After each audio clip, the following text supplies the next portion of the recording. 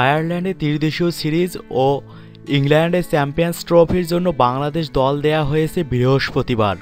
যখন মিরপুরের বিসিবি সভাকক্ষে নির্বাচকরা দল ঘোষণা করছিলেন, মাশরাফি বিন মুর্তজা তখন বিকেএসপিতে প্রিমিয়ার লিগের ম্যাচ খেলছিলেন। দল কেমন হয়েছে সেটা জানতে পেরেছেন বিকেলে। তাতে সন্তুষ্টিই ঝরেছে বাংলাদেশ ওয়ানডে দলের অধিনায়কের কণ্ঠে। মাশরাফি এ প্রসঙ্গে বলেন, আমার মনে হয় সবাই ভেবেচিন্তেই দল করেছে।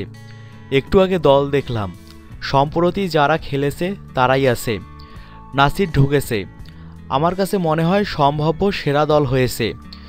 বাকি কাজ আমাদের, সেখানে গিয়ে আমাদের ভালো খেলতে হবে।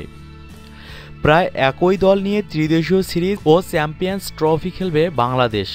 তবে ত্রিদেশীয় সিরিজে বেশি ক্রিকেটার নিয়ে যাওয়ার সুযোগ থাকায় দলে আছেন নাসির হোসেন, শুভাশিস রায় ও নুরুল হাসান সোহান।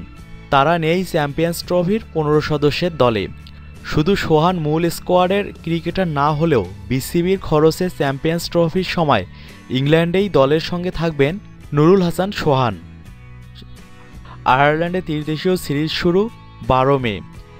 ইংল্যান্ডে চ্যাম্পিয়ন্স ট্রফির যাত্রা 1 জুন থেকে। তার আগে ইংল্যান্ডের ওভালে ভারত ও পাকিস্তানের বিপক্ষে দুটি প্রস্তুতি ম্যাচ খেলবে বাংলাদেশ।